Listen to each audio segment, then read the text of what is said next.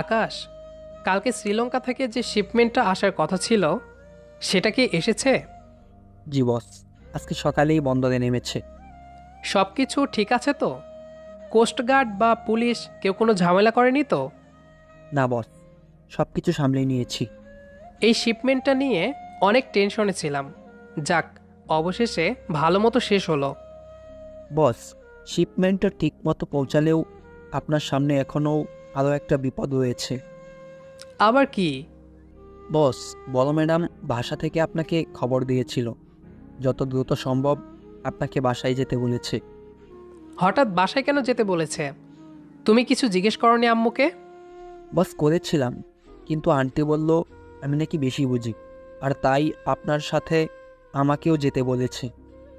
আচ্ছা চলো, বাসায় গিয়ে দেখি কি হয়েছে। নইলে আমার মা নিজেই অফিসে দৌড়ে আসবে। আকাশ আর রাজ দ্রুত বাড়ির উদ্দেশ্যে রওনা দিল। আমাদের গল্পের নায়ক রাজ চৌধুরী, বয়স ৩০, পেশায় বিজনেসম্যান হলেও তার আরও একটা গোপন পরিচয় রয়েছে। সে একজন মাফিয়া। মানুষ খুন করা তার কাছে খেলার মতো। যদিও তার এই পরিচয়ের ব্যাপারে তার অ্যাসিস্ট্যান্ট আকাশ বাদে আর কেউ জানে না। এমনকি তার মায়ের চোখেও সে একজন বাধ্য সন্তান। রাজ আর আকাশ বাড়িতে ঢুকতেই বাড়ির পরিবেশে কিছুটা পরিবর্তন দেখতে পেল। বাড়িতে কেমন যেন উৎসব উৎসব ভাব। আকাশ, ব্যাপারটা কি বলো তো?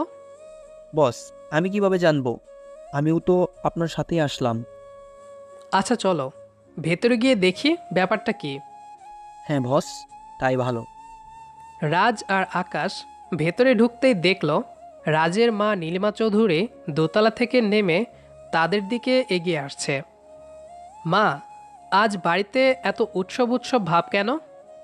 তুই তো খুব ইন্টেলিজেন্ট। গেস কর তো বাড়িতে কেন উৎসব উৎসব ভাব। আজকে না আমার জন্মদিন, না তোমার জন্মদিন, তাহলে কি? ধ্যাত বোকা ছেলে, এই উৎসব উৎসব ভাব কি কোনো জন্মদিনের নাকি? জন্মদিন না, তাহলে কি মা? এবার নীলিমা চৌধুরী বেশ সোজাসুজি উত্তর দিল। তোর বিয়ের জন্য। কি? আমার বিয়ে? কিন্তু কার সাথে? আর তোমার সাথে না এই ব্যাপারে আমার লাস্ট সপ্তাহে কথা হলো যে আমি এখন বিয়ে করব না। সেটা তুই তোর ইচ্ছা জানিয়েছিস, কিন্তু আমার ইচ্ছে হয়েছে বাড়িতে বউ মানবো।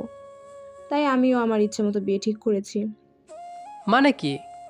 তুমি কার সাথে আমার বিয়ে ঠিক করেছো? আমার বান্ধবী শেলির মেয়ে অপরূপার সাথে। শেলি আন্টির বেবি হয়েছে আমি যখন ক্লাস 7-এ পড়ি। তার মানে ওই মেয়ে তো এখন অনেক ছোট। সত্যি করে বলো তো, মেয়ের বয়স কত? ওই তো কয়দিন পরেই বিয়ের বয়স হয়ে যাবে। আমি তোমার কাছে অপরূপার সঠিক বয়সটা জানতে চেয়েছি। নীলিমা চৌধুরী আমতা আমতা করে বলল, 17 বছর 7 মাস। Are you crazy? আমার থেকে 12 বছরের ছোট মেয়েকে তুমি আমার সাথে বিয়ে দিতে চাচ্ছ? তো কি হয়েছে, আগে তো মেয়েদের আরো কম বয়সে বিয়ে হতো। মা, বিয়েটা কম বয়স আর বেশি বয়সের না। বিষয়টা মেন্টালিটি ম্যাচ করার। এই মেয়ের সাথে কোনো দিন আমার মেন্টালিটি ম্যাচ করবে না। কয়দিন পর পর সংসারে অশান্তি হবে। কোনো সমস্যা হবে না। আর অপরূপাকে আমি সেই ছোটবেলা থেকে চিনি, ও খুবই শান্ত একটা মেয়ে। তুই ওর সাথে ভালোই থাকবি। কিন্তু মা। কোনো কিন্তু না, আমি যা বলেছি তাই হবে। রাজকে আর কিছু বলার সুযোগ না দিয়ে নীলিমা চৌধুরী সেখান থেকে উঠে চলে গেল। রাজ আকাশের দিকে তাকিয়ে রাগী রাগী আওয়াজে বলল, এটা কি হলো? তুমিও কি মায়ের এসব প্ল্যানের ব্যাপারে জানতে? তার জন্যই আমাকে এখানে নিয়ে এসেছো? আরে বস, এসব কি বলছেন? আমার মতো নিরহ মানুষকে এত বড় অপবাদ দিতে পারলেন আপনি? হয়েছে হয়েছে, আর ওভার অ্যাক্টিং করা লাগবে না। এমনি লাইফে ঝামেলার অভাব নেই, এখন আবার খাল কেটে কুমির আনার ব্যবস্থা করছি। রাজ সেখান থেকে হনহন করে চলে গেল। বেচারা আকাশ কি করবে ভেবে পেল না। সেদিন রাতেই অপরূপার সাথে রাজের বিয়ে হয়ে গেল। অপরূপার বাবা নেই, তাই অপরূপার মায়ের যেন বেশি ঝামেলা পোহাতে না হয়, তাই নীলিমা চৌধুরী বিয়ের আয়োজনটা চৌধুরী ম্যানশনে করেছেন। বিয়ে সেরে অপরূপার মা শেলি চলে যেতে চাইলেও নীলিমা চৌধুরী তাকে বাড়ি ফিরতে দেয়নি। এখন রাত বাজে 12টা। বিয়েবাড়ির প্রায় সব মেহমান নিজ নিজ বাড়িতে চলে গিয়েছে। চৌধুরী বাড়িতে এখন গোটা কয়েক মানুষই আছে। রাজ যেই না তার বেডরুমে ঢুকতে যাবে ঠিক তখনই আকাশ তাকে ডেকে বাড়ির বাগানে নিয়ে এলো। আকাশ, তুমি আমাকে এত রাতে এখানে ডেকে নিয়ে এলে, সব কিছু ঠিক আছে তো? বস, অফিসে সব কিছু ঠিক আছে, কিন্তু আমি একটা ঝামেলা ঘটিয়ে ফেলেছি। আবার কি করেছো তুমি? বস, আজকে এখানে আসার সময় রিভলভারটা অফিসে রেখে আসতে মনে ছিল না। এখানে এসে এটা যে সাথে নিয়ে এসেছি সেটা টের পাই। তাই এখন রিভলভারটাকে লুকিয়ে আপনার আলমারিতে রেখে এসেছি, কিন্তু ওইটাকে আর ওইখান থেকে বের করার সুযোগ পাইনি। এখন রিভলভারটা যদি আন্টি বা ভাবির সামনে চলে যায় তাহলে তো কেলেঙ্কারি হয়ে যাবে। শিট, কি করেছো তুমি? অপরূপা রুমেই আছে। আমি তাড়াতাড়ি গিয়ে ওইখান থেকে জিনিসটাকে সরিয়ে ফেলতে হবে। রাজের মেয়ে কাজিনরা অপরূপাকে এই রুমে বসিয়ে রেখে গিয়েছে। এভাবে এরকম ভারী লেহেঙ্গা পরে বসে থাকতে থাকতে অপরূপার বেশ অসহ্য লাগছে। তার শাশুড়ি বলেছিল আলমারিতে তার জন্য 3 পিস রাখা আছে, তাই সে আলমারি থেকে 3 পিস বের করতে যায়। কিন্তু যখনই একটি 3 পিস বের করে তখন 3 পিসের সাথে সাথে একটা বেশ ভারী জিনিসও নিচে পড়ে আলমারির নিচে চলে যায়। জিনিসটা কি তা দেখার জন্য নিচে ঝুঁকতেই সে রিভলভারটিকে দেখতে পায়। এভাবে এখানে অস্ত্র দেখে সে চিৎকার দিয়ে সাথে সাথে ওখানেই অজ্ঞান হয়ে যায়। এইদিকে আকাশ আর রাজ অপরূপার চিৎকার শুনে দৌড়ে রুমে যায়। ভাগ্যক্রমে সবার আগে রাজ আর আকাশ সেখানে গিয়ে পৌঁছায়। আকাশ অপরূপার পাশে রিভলভারটিকে পড়ে থাকতে দেখে তাড়াতাড়ি রিভলভারটিকে নিজের হাতে নিয়ে নেয়। এর মাঝেই নীলিমা চৌধুরী আর শেলি বেগমও সেখানে চলে আসে। মেয়েকে এভাবে অজ্ঞান দেখে শেলি বেগম ব্যস্ত হয়ে বলে, ওর কি হয়েছে? ও এভাবে অজ্ঞান কেন হয়ে গিয়েছে? আকাশ পরিস্থিতি সামাল দিতে সাথে সাথে বলে ওঠে, আমরাও তো ওইখানে কেবলমাত্র আসলাম, এসে দেখি ভাবি অজ্ঞান হয়ে পড়ে আছে। রাজ অপরূপাকে কোলে তুলে বিছানায় নিয়ে যায়। বেশ কিছুক্ষণ পর অপরূপার জ্ঞান ফিরে আসে। আমি এখানে কেন? আমি তো আলমারি থেকে জামা কাপড় নিচ্ছিলাম, তখনই তো জামা কাপড়ের মধ্য থেকে একটা কি যেন নিচে পড়ে যায়। আমি তুলতে গিয়ে দেখি একটা পিস্তল। প্রথমে আমি খেলনা ভেবেছিলাম, কিন্তু পরে দেখি না, সত্যি সত্যি ওইটা একটা পিস্তল। পিস্তল দেখে আমি ভয় পেয়ে অজ্ঞান হয়ে গিয়েছিলাম। অপরূপার কথায় সবাই বেশ অবাক হলো। নীলিমা চৌধুরী অবাক হয়ে বলল, এই বাড়িতে অস্ত্র কিভাবে আসবে? আজকে তো শুধু নিজেদের কাছের সব রিলেটিভসদের দাওয়াত করা হয়েছে, কোনো ভিআইপি পার্সন তো আসেনি। তাহলে পিস্তল কিভাবে আসবে? হয়তো বিয়ের চিন্তায় তুমি ভুল কিছু দেখেছো। না আম্মু, আমি ঠিক দেখেছি, আর রুমে যথেষ্ট আলো ছিল, তাই আমার ভুল হওয়ার প্রশ্নই আসে না। অপরূপার কথা শুনে নীলিমা চৌধুরী এবার একটু চিন্তায় পড়ে গেলেন। তাই সে সবাইকে আলমারির চারপাশটা ভালো করে খুঁজে দেখতে বললেন। রাজ আর আকাশও তাদের সাথে খোঁজাখুঁজি করার ভান করতে লাগলো, কিন্তু তারা কিছুই পেল না। বেচারা অপরূপাও বেশ কনফিউশনে পড়ে গেল। বেশ অনেক রাত হয়ে যাওয়ায় কেউ কোনো কথা না বাড়িয়ে সবাই রাজ আর অপরূপাকে এই রুমে রেখে যে যার রুমে চলে গেল। সেই রাতে রাজ আর অপরূপার মাঝেও তেমন কোনো কথা হলো না, শুধু পরিচয় আদান প্রদান হলো। পরের দিন সকালে রাজ মনে করল অপরূপা হয়তো কাল রাতের কথা ভুলে গিয়েছে, তাই সে বেশ ফুরফুরে মেজাজে জগিং করতে চলে গেল। সে জগিং থেকে ফিরতে দেখল অপরূপার বেডে বসে আছে। তবে সে বেশ গভীরভাবে কিছু নিয়ে চিন্তা করছে। বর্তমানে অপরূপাকে দেখতে কোনো পিচ্চি মেয়ে মনে হচ্ছে না, মনে হচ্ছে সে খুবই বিচক্ষণ কেউ, যে কিনা বর্তমানে কোনো গভীর চিন্তায় মগ্ন। কাল রাতে প্রথম অপরূপাকে দেখে রাজের মনে হয়েছে সত্যি অপরূপা নামটি তারই যোগ্য। কেননা যদি রূপের কথা বলা হয় তাহলে বিধাতা তা ভরপুরভাবে অপরূপাকে দিয়েছে। রাজ এসব কথা ভাবতে ভাবতেই অপরূপা খেয়াল করল রাজ চলে এসেছে। তাই সে হন্তদন্ত হয়ে রাজের কাছে গিয়ে বলল, দেখুন, কাল রাতে আমি ঠিকই দেখেছিলাম আলমারির নিচে অস্ত্র ছিল। কিন্তু তুমি সেটা এতটা শিওর হয়ে কিভাবে বলছো? এখন আমি সায়েন্সের স্টুডেন্ট, আমি ল্যাবে দেখেছি গান পাউডারের গন্ধ কেমন, আর আমি আপনার আলমারির নিচ থেকে ঠিক সেম ধরনের গন্ধ পেয়েছি। কেউ হয়তো কাল আপনারা এই রুমে আসার আগেই অস্ত্রটা সরিয়ে ফেলেছে। কিন্তু সেটা কিভাবে সম্ভব? কাল তো এই রুমে আমি আর আকাশ সবার প্রথমে এসেছিলাম। তুমি চাইলে ডাইনিংয়ে সিসিটিভি ফুটেজও দেখতে পারো। তাহলে এইখানে গান পাউডারের গন্ধ কিভাবে আসলো? আহা, তুমি একটু বেশি চিন্তা করছো।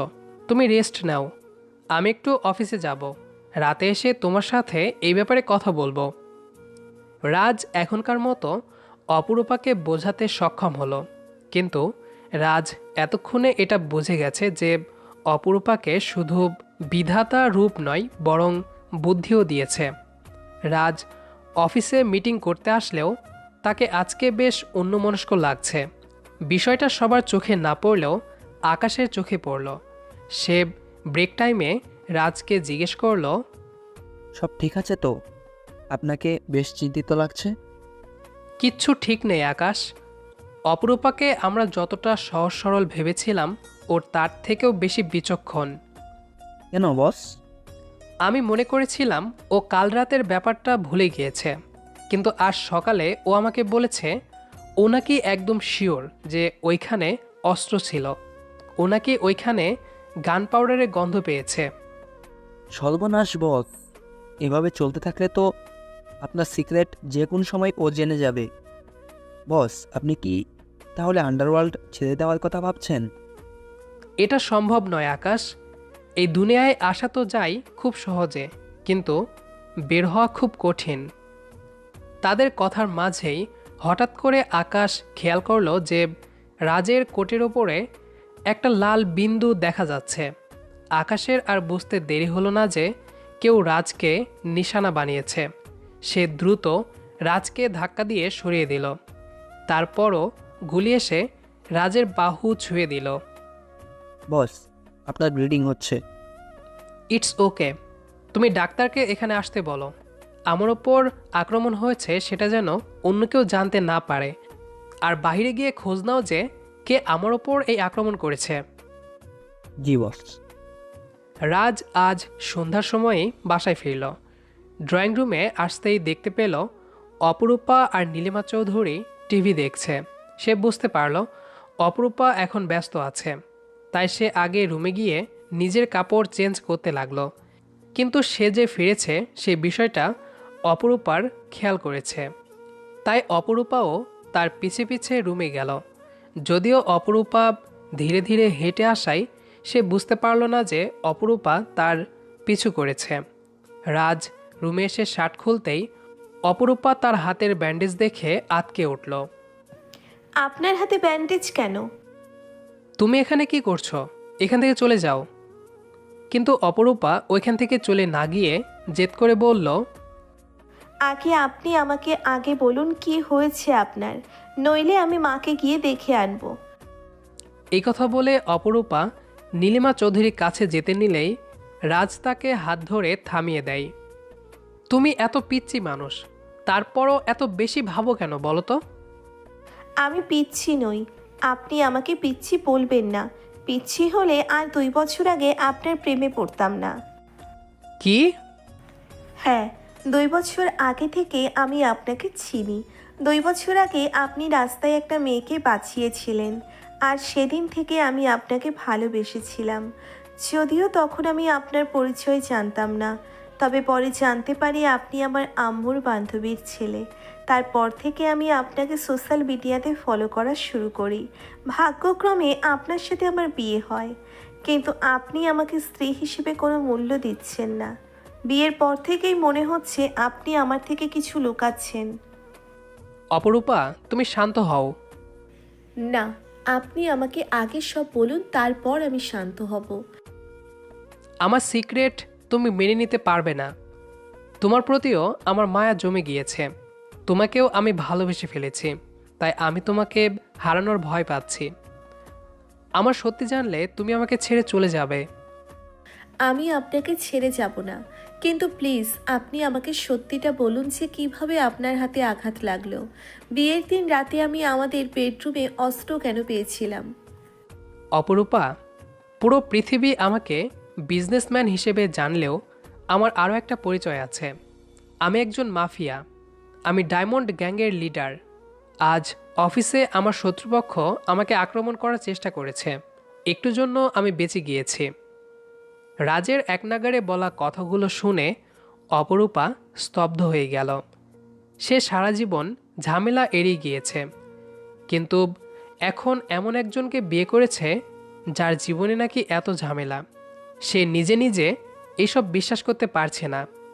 অপরূপাকে এভাবে চুপ করে থাকতে দেখে রাজ বেশ অবাক হয়ে গেল। সে ধীরে ধীরে গিয়ে অপরূপার পাশে গিয়ে বসল। তারপর সে তাকে বলতে লাগলো, জানি অপরূপা, আমার এসব কথাই তুমি হয়তো অনেক অবাক হয়েছ। আমি তার জন্য বলছিলাম যে আমার সিক্রেট তুমি সহ্য করতে পারবে না। আমি জানি আমার পরিচয় এভাবে লুকিয়ে রেখে আমি তোমার সাথে অন্যায় করেছি। আমি তার জন্য দুঃখিত। তুমি যদি আমাকে ডিভোর্স দিতে চাও, আমি সেই ব্যবস্থা করব। ভয় নেই। তোমার মা আর আমার মাকে বলবো কমতি আমার মধ্যে রয়েছে, তাই তুমি আমাকে ডিভোর্স দিয়েছ। অপরূপা এবার আর রাজের কথা সহ্য করতে পারল না। সে রাজের ওপর ক্ষেপে গিয়ে বলল, চুপ, একদম চুপ। এতক্ষণ নিজের ইচ্ছে মতো অনেক কিছু বলেছ। আর কি বললে ডিভোর্স দেওয়ার কথা? সবাইকে বলবে দোষ তোমার। এইসব করলেই কি তুমি আমার 2 বছর আমার আবেগ ফিরিয়ে দিতে পারবে?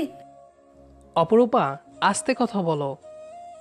জাস্ট একটা কথা শুনে রাখো, আমি তোমাকে বিয়ে করেছি মানে তোমার সাথে সারা জীবন থাকতে চাই। আমাদের মধ্যে ডিভোর্স নামক কোনো শব্দ আসবে না। যেদিন আমার মৃত্যু হবে সেই দিনই আমি এই বাড়ি থেকে বের হব। আমাকে একটু একা থাকতে দাও। অপরূপাকে আর কিছু না বলে রাজ রুম থেকে বের হয়ে এলো। সে বুঝতে পারল যে এখন কিছু সময় অপরূপাকে একা থাকতে দেওয়া উচিত।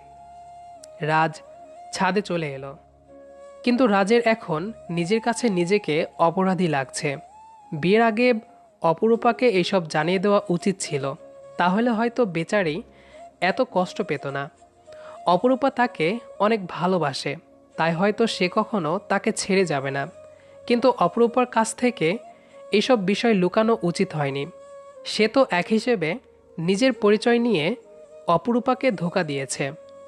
রাজ চিন্তা করলো সে ঠিকমতো অপরূপার কাছে ক্ষমা চেয়ে নেবে, আর তাকে সে এটাও বলবে যে সে অপরূপাকে ভালোবেসে ফেলেছে। প্ল্যান অনুযায়ী সে অনলাইন থেকে অপরূপার জন্য ডায়মন্ডের আংটি অর্ডার করলো, আর আকাশকে সাথে নিয়ে সুন্দর করে ছাদটা ডেকোরেশন করতে লাগলো। ছাদটিকে একদম অপরূপার পছন্দ মতো সাজালো। সাজানো শেষে অপরূপার পছন্দ মতো কেকও আনলো। সব প্রিপারেশন শেষ করে সে অপরূপাকে কল দিল ছাদে আসার জন্য। অপরূপার মন ভালো ছিল না, তাই সে রুমেই শুয়েছিল। এমন সময় সে রাজের ফোন পেল। সে বুঝতে পারল না যে রাজ কেন তাকে বাড়িতে বসেই কল দিচ্ছে। তারপরও সে রাজের কলটা রিসিভ করলো। আপনি আমাকে বাড়িতে বসে কল দিচ্ছেন কেন? ছাদে আসো। ছাদে কেন আসবো এত রাতে? ইস, তুমি এত বেশি প্রশ্ন কেন করো? আর তুমি রেগে গেলেই ভালো হয়, আমাকে তখন তুমি করে বলো। ও হ্যাঁ, এখন একটু তাড়াতাড়ি ওপরে আসো। অপরূপা ফোন রেখে ছাদে রওনা দিল। ছাদের দরজায় গিয়ে এত আলো দেখে সে অবাক হয়ে গেল। অপরূপা ধীরে ধীরে ভেতরে চলে গেল। ভেতরে গিয়ে সে আরও অবাক হলো। সে দেখল রাজ হাঁটু গেড়ে তার প্রিয় কদম নিয়ে বসে আছে। সে ঢুকতেই রাজ তাকে বলল, আমার পিচ্চি বউ, আমি খুব খুব সরি। আমি বুঝতে পারিনি তুমি এতটা কষ্ট পাবে। তবে আমি তোমাকে আজ কথা দিচ্ছি, আমি তোমাকে কখনো কোনো কষ্ট পেতে দেব না। তোমাকে সবসময় আগলে রাখবো। আমি তোমাকে অনেক ভালোবাসি বউ। রাজকে এভাবে বসে থাকতে দেখে আর এত সুন্দরভাবে তার কাছে ক্ষমা চাইতে দেখে অপরূপা বেশ খুশি হলো। সে খুশিতে গদগদ হয়ে বলল, ইস, এত কষ্ট কেন করেছেন? আমাকে এভাবে সরি বললেই হতো। এটা কোনো কষ্ট নাকি? আমার বইয়ের জন্য এতটুকু করা যায়? এখন আগে বলো, তুমি আমাকে ক্ষমা করেছো কিনা? আমি আপনাকে তখনই ক্ষমা করে দিয়েছি। আর মিস্টার মাফিয়া, আমিও আপনাকে অনেক ভালোবাসি। রাজ ও অপরূপা আবার একে অপরকে শক্ত করে জড়িয়ে ধরল। আর এভাবেই মাফিয়া আর তার পিচ্চি বউয়ের ভালোবাসা পূর্ণতা পেল। আমাদের আজকের গল্পটি আপনার কাছে কেমন লেগেছে সেটি অবশ্যই কমেন্ট করে জানাবেন। দেখা হবে আবারও নতুন কোনো গল্প নিয়ে। সে পর্যন্ত আমাদের সাথেই থাকবেন। আর পুরো গল্পটি শেষ পর্যন্ত যারা যারা শুনেছেন তাদেরকে অসংখ্য ধন্যবাদ।